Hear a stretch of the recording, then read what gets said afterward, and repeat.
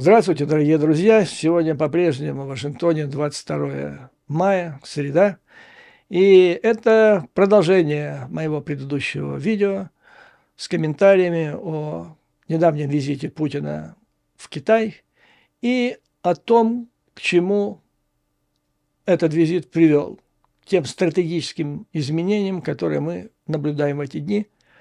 И, я думаю, будем наблюдать в течение ближайших недель и месяцев. Итак, вторая часть. Си говорил о последовательной позиции и усилиях Китая по содействию политическому урегулированию украинского вопроса.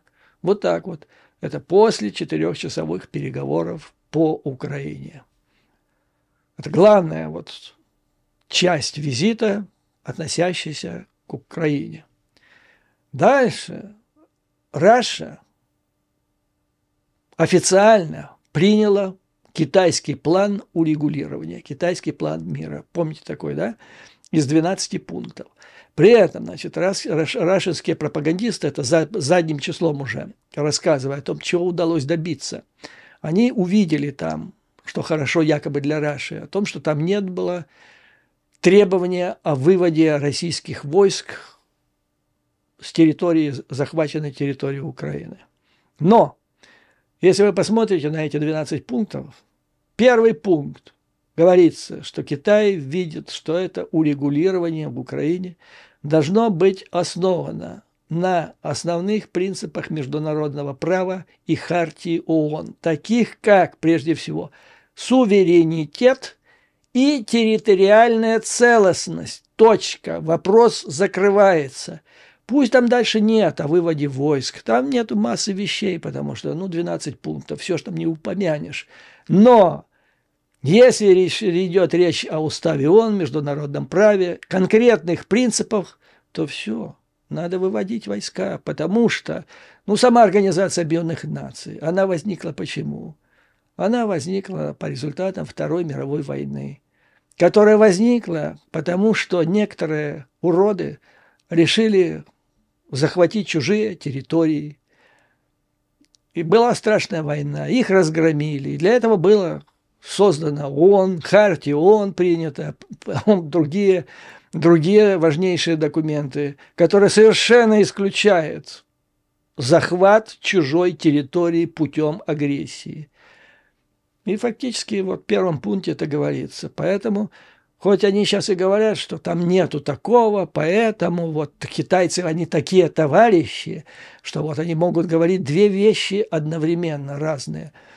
Они не говорили одновременно две вещи. Они говорили пункт первый, точка, о том, что русские войска, они согласно с этим остались бы. Китайцы нигде не говорили.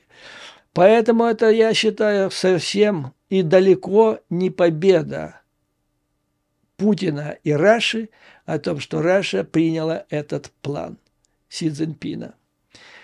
Она не просто его приняла, она приняла и то, что произошло вокруг этого плана китайского в последнее время.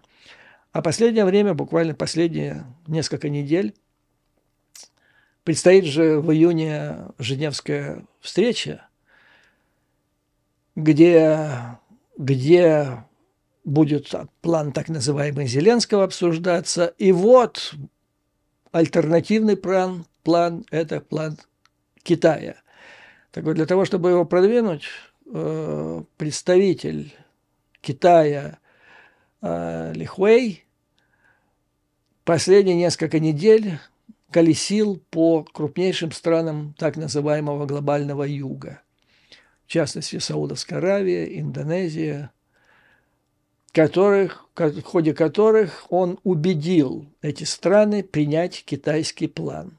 То есть вариант, что этот план будет представлен на этой конференции как единый план не просто Китая, а глобального юга. Там есть подводные камни в этом плане. Например, там говорится, что надо, то есть пункт, по-моему, 3. Да, первый пункт – это то, что я назвал. Второй пункт – это отказ от менталитета холодной войны. Это такое, знаете, аморфная, неосязаемая вещь. скажут все, мы отказались, точка, пошли дальше к третьему пункту. А третий пункт – это перемирие, а потом следующие прямые переговоры между Украиной и Россией с целью, чтобы это перемирие приобрело необратимый характер. То есть, да, перемирие, ну, вы знаете эту дискуссию, не будет ли оно использовано Россией для там, ну и так далее. То есть нужно глаз да глаз, но тем не менее. То есть я считаю, что то, что Раша приняла, это поражение. Это еще одно, то, что не сделал Путин, чего не добился в Китае. Но еще наблюдатели западные отмечают, что так называемый вот этот союз без границ, ну это так, просто высказывание, но слова, но не более того, потому что ни одна, эти две страны не связываются ничем, кроме общей ненависти к Соединенным Штатам Америки. И все.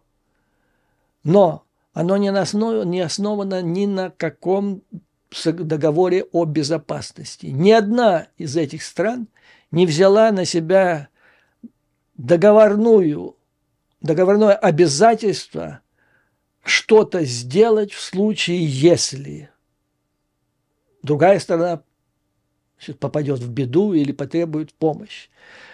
Ни одна из стран не заявила, что она готова безоговорочно взять на себя обязательство поддерживать друг друга по таким вопросам, как Украина. Этого нет абсолютно. Дальше. Следующий вопрос. То есть это к вопросу о помощи Украине, о помощи Китая России в ее войне против Украины. Не видно пока. Но помним, что Шапс сказал, что якобы есть пороховые смеси. Но если это будет, то это будет серьезно. Так, второй вопрос. Путин хотел получить доступ к китайским денежным рынкам. И это очень важно. Важно, потому что, ну, обе стороны якобы там работают или пытаются снизить зависимость от доллара, но снижая зависимость от доллара, Россия попадает в рабскую, в вассальную зависимость, как уже китайцы открыто говорят, от Китая. То есть Китай в условиях, когда Россия, которая завалена юанями, Китай может манипулировать. Курс юаня определяется не рынком, а китайским правительством. И китайское правительство может довести манипуляциями с этим курсом, может Россию довести до белой горячки. Сейчас до половины платежей России и Китая осуществляется через посредников. Почему? Потому что американские санкции. И для того, чтобы их обойти, значит, Россия использует посредников. То есть она заключает с какой-то там компанией с третьей страны, а та уже проводит эти платежи и так далее. Это стоит России немеренных денег. То есть вот присутствие этого посредника такого стоит во всех этих контрактах от 6 до 10%. То есть к любой стоимости товара добавляйте 10%, вот что обходится. То есть рашинские товары, которых не так уже и много, но они становятся совершенно неконкурентоспособными. Что касается нефти, нефтепродуктов, то, значит, газа, то это все летит в тартарары. Ну, вот последние данные, значит, по «Газпрому». «Газпром» терпит убытки. Вот в настоящее время то, что «Газпром» поставляет газ в Китай, это составляет лишь 1/8 того, что когда-то он поставлял в Европу. И цены на газ, который он поставляет в Китай, в 2 раза меньше, чем те цены, которые он мог бы иметь, поставляя в Европу. То есть полный провал. Ну и теперь еще получился конкретный казус в торговле между Россией и Китаем. В декабре, как вы знаете, американцы ввели драконовские санкции, вторичные санкции против тех банков, которые будут нарушать, то есть обслуживать российские предприятия, компании, которые нарушают основные предыдущие санкции. И вот в марте месяце, значит, китайские банки поголовно, значит, перестали обслуживать 80%, то есть 80% вот тех транзакций, которые должны были проведены в марте месяце, они не были проведены, были остановлены. И должок на Раше в результате возник до 40 миллиардов долларов. И надо было что-то с ним делать. И Пу ехал туда с надеждой, что Китай или спишет их. Ну, считал же как. Китай же наш союзник, значит, должен пойти навстречу. Наивные идиоты. Китай не собирался это делать. Зачем ему брать еще на себя, значит, субсидировать Рашу вот этими 40 миллиардами, дальше они еще что-нибудь придумают. Короче говоря, Путину Си сказал: мы не собираемся решать этот вопрос, это ваш вопрос, вы должны их решить. А как они могут решить? Опять через посредника, опять плюс 10%, то есть это будет не 40 миллиардов долларов, 44 миллиарда долларов. Там Russians предлагали: и давайте создадим совместный банк, а давайте вы выпустите нас на, значит, китайский рынок, где мы будем брать кредиты для развития своей торговли и так далее. Что такое брать кредиты в Китае? Это вот через границу, значит. Если ты со стороны российской, там вот берешь, делаешь бизнес и берешь кредиты в российском банке, ты берешь их, сколько сейчас, 15-20%, вот так вот. По такие проценты берешь кредит. А если ты берешь у китайцев, то это 5, 6, 7%. То есть совсем другое дело. То есть Россия вот туда хотела прорваться. Хотела банк, давайте совместный банк сделаем. Ну, понятно, что этот банк тут же попал бы под санкции американские. Но вот Раша вот так вот ужом, а давайте так, а давайте сяк. Китай сказал: нет, все, вопрос закрыт. Вопрос. А это, вот эти 40 миллиардов долларов, это повис долг на средних и меньше средних компаниях, которые пытаются развивать бизнес между двумя. То есть российские компании, которые пытаются поставить в Россию китайские потребительские товары. То есть на газ, на нефть это не касается. Как-то они там проводят. То ли через посредников, то ли иначе как-то, то есть в юанях платят. А вот здесь все. То есть возникла ситуация, которая убивает полностью развитие торговли между двумя странами, которые ведут средние и мелкие компании. То есть это сильнейший удар, просто сильнейший. Китайцы категорически отказались помогать Раше в его решении этого вопроса. Ну и плюс еще Соединенные Штаты готовят новые санкции против китайских банков, которые содействуют торговле с Россией. А это может лишить Китай доступа к доллару США и исключить его из западных рынков. То есть пока там Китай, вернее, скорее всего, Раша плюс Китай кричат о дедолларизации в двусторонних экономических отношениях, в это время Китаю грозят дедолларизация, но в качестве наказания.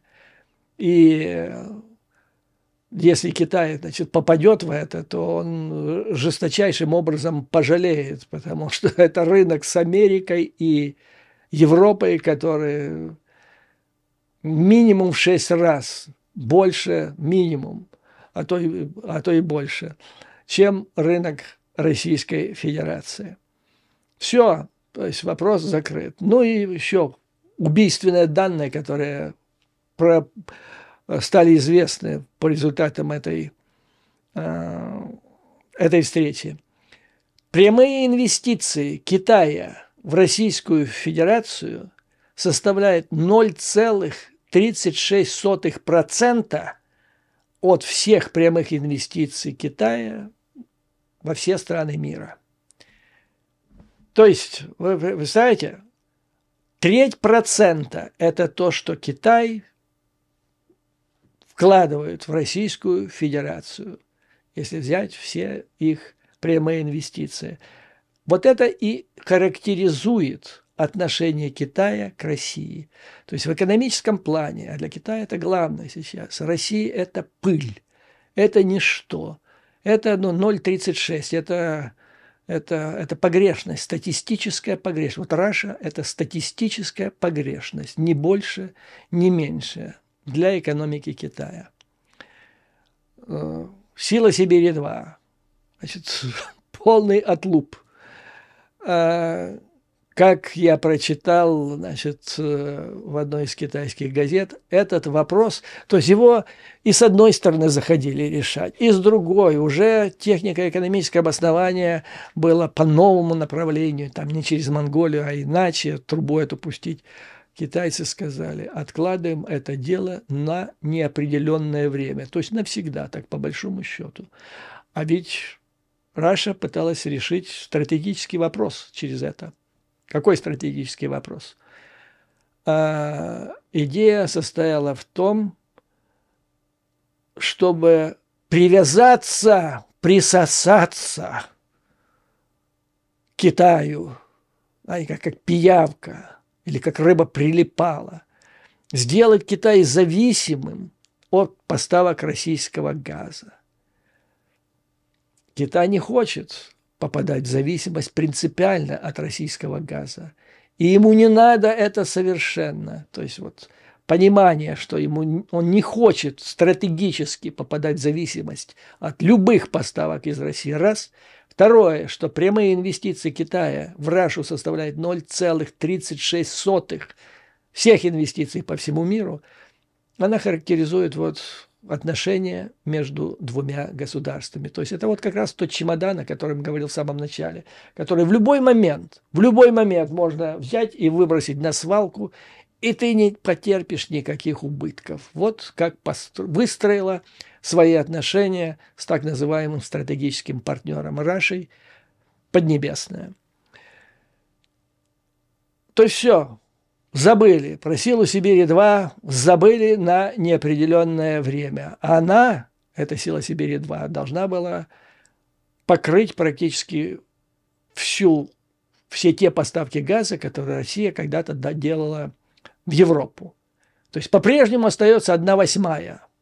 Остальные, значит, все, растворились. Остальной газ ушел в воздух. Безвиз тоже. Нет безвиза. Даже говорят, Беларусь, и то имеет, граждане Беларуси имеют визу на 3 месяца, могут получить визу Китай. Российские граждане, моряки, которые на различных судах, танкерах заходят в китайские порты, вот там в портах могут получить визу на время, я не знаю, на какой срок, но очень, очень короткий срок. Нету безвиза и не будет. Не надо Китаю, чтобы представители, чтобы орки так называемого стратегического партнера шастали по территории Китая.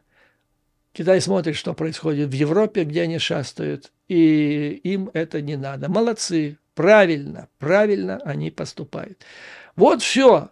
То есть пышный прием, утка по-пекински, 20 тысяч слов совместное коммюнике, реально шиш. И так он и уехал. И пошел он солнцем полимым, как писал поэт. И интересно, значит, обычно же рашинское средство массовой информации раздувает туда-сюда. Тишина гробовая.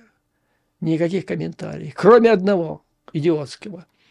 Значит, Раша нужна Китаю по 2 основным направлениям. Вот сейчас говорят рашинские эксперты, так называемые. Ну, и там есть китаеведы, эксперты, но когда они падают под Кремль, они перестают быть экспертами, они превращаются в пропагандистов смешных. Так вот, первый, значит, сейчас удивитесь, приготовьтесь. Белоусов – это новый министр обороны, экономист, который выстраивает вот это экономическое чудо, так называемое, То есть развитие военной экономики как двигатель прогресса всей рашистской экономики, и якобы там плюс развития. Да нет никакого плюса развития, это все приписки, которые они делают. Так вот, он должен был консультировать китайцев, Си Цзиньпина, как им развивать экономику, чтобы у них был рост. Вот так вот. Ни больше, ни меньше. То есть яйца будут учить курей, как надо жить и нести яйца. Ну, это смешно. Смешно, безусловно. Хотя, значит, Russians при этом говорят, что китайская экономика в тяжелой ситуации, действительно. Им надо разгребать сейчас крах на их рынке недвижимости. Туда должны уйти государственные миллиарды. В общем, не до Раши. Вот новый министр обороны Белоусов будет учить Китая. Ну и второе, а вот это стратегически. Значит, Раша, которая, ну понятно, с экономической точки зрения она не нужна, это пыль для Китая. Она все-таки хочет присосаться, упасть на хвост, как говорят на жаргоне, да, чтобы ее взяли на содержание. Вот она дошла до такой жизни, это уличная девка, которая опустила Путин и его режим. И теперь ей надо присосаться к Китаю, китайской экономике. Что Russians предлагают? Они говорят, Китаю надо брать Тайвань. То есть американцы и ведут с Китаем борьбу по всему миру. Имеется в виду, ну, не только Тихоокеанский регион, а вообще с глобальным югом. И Китай один не потянет. Союзников нет, кроме Раши. Так вот, Раша играет и должна играть важнейшую роль для того, чтобы дать возможность Китаю вести вот эту глобальную борьбу с Соединенными Штатами Америки. Каким образом? Раша – это сухопутные силы, которые отвлекают на себя значительные силы НАТО, Соединенных Штатов и так далее. В этих условиях Китай может себе позволить развивать военно-морские силы, авиацию, то есть то, что нужно в Индо-Тихоокеанском регионе, то, что нужно Соединенным Штатам. Соединенные Штаты вот говорят, что это не наша война там в Европе, поскольку главный враг – это Китай, а для войны с Китаем надо военный морской флот развивать, надо авиацию. Вот Russians говорят, мы – это сухопутная нога или рука Китая. А Китай в это время развивает то, что надо для противоборства с США. То есть, таким образом, Россия экономит силы, расходы Китая для противостояния глобального Соединенным Штатам по всему миру. И дальше. Это вообще потрясающе. Один из этих китаеведов преподнес следующую цитату. Значит, когда Си Цзиньпин делает жесткие силовые заявления и ходы против Запада, в частности США, он черпает свою легитимность в России, потому что нечем Китаю подкрепить жесткие заявления. У него нет сухопутной армии, хотя она и нафиг не надо для противостояния Соединенных Штатов Америки, но Раша упускает этот тонкий момент. Китай и лично Си Цзиньпин черпают свою легитимность в Раше и в Путине для того, чтобы быть или представлять себя не просто там второй экономикой мира и вообще там супердержавой, но и военной державой. Вот откуда мощь еще добавляется. Россия добавляет вот эту сухопутную мощь. Еще раз зафиксируем это высказывание, это историческое по своему идиотизму высказывание. Китай и Си Цзиньпин черпают свою легитимность силовой политики в Раше и в Путине. Ну и вот получается, значит, какая роль? Какая роль теперь Раши? То есть получается, что в Раше, в Кремле поняли, что не тянет Раша в качестве равноправного партнера. В Раше, похоже, поставили крест на возможности, целесообразности развития экономики страны. Сделать из страны что-то, кроме отхожего места мировой цивилизации. То есть основная ставка была сделана на то, что Россия под руководством Путина будет играть роль мирового спойлера.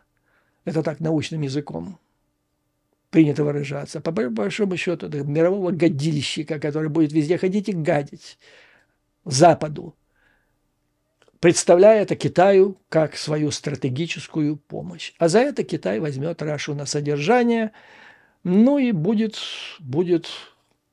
оплачивать военные расходы, там, развитие экономики. И орки как-то так вот на подножном... Это не обеспечит процветание орков, но более-менее с голоду, по идее, они не должны умереть. То есть Раша – это один из уникальных в истории, может быть, я так не припомню, когда все государство становится наемным ланскнехтом или мировой путаной, скажем так, которая вот продает себя какому-то там клиенту, а вот за то, что ты заплатишь мне определенную сумму, я буду делать гадости там, твоему врагу. Что из этого? Вот один из зрителей сегодня, когда я садился за это видео, задал вопрос, не представляет ли это развитие событий какие-то возможности для Украины? Представляет. Как написал, по-моему, сегодня журнал Newsweek, все более актуальным становится вопрос в НАТО о размещении, постепенном, осторожном размещении натовского контингента на территории Украины. На днях, то ли сегодня, то ли вчера, премьер-министр Эстонии Кая Каллас заявила, что уже есть подразделения. Она не назвала этих стран НАТО, которые уже находятся в Украине в качестве тренеров, инструкторов там, и так далее. Но это главное сделать первый шаг. Надо делать постепенно эти шаги. Вот. Затем, это то, что сказал Кая Каллас, а журнал Newsweek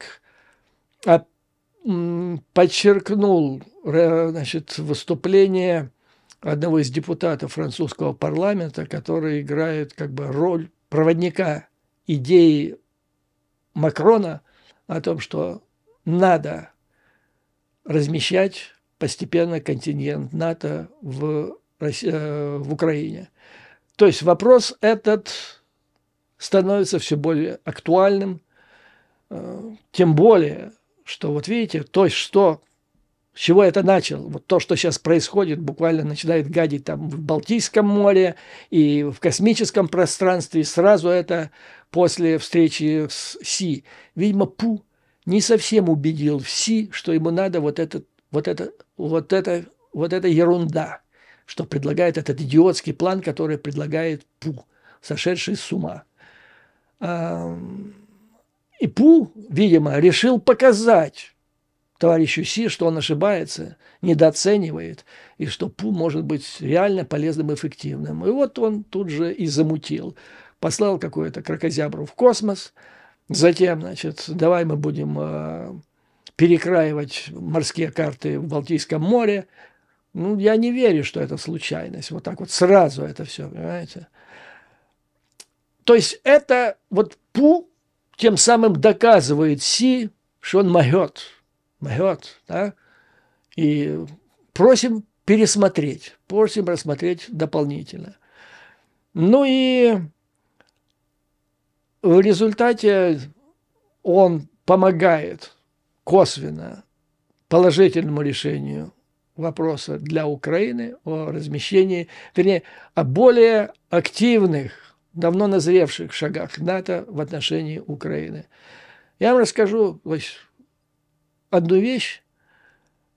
Имейте в виду, что это, то есть, это не то, что принято уже решение на высшем уровне, это не гарантирует, но это впервые появились в определенных кругах НАТО, руководства блока, разговоры о том, что на предстоящем форуме НАТО в Вашингтоне нужно сделать яркий и решительный шаг в отношении Украины.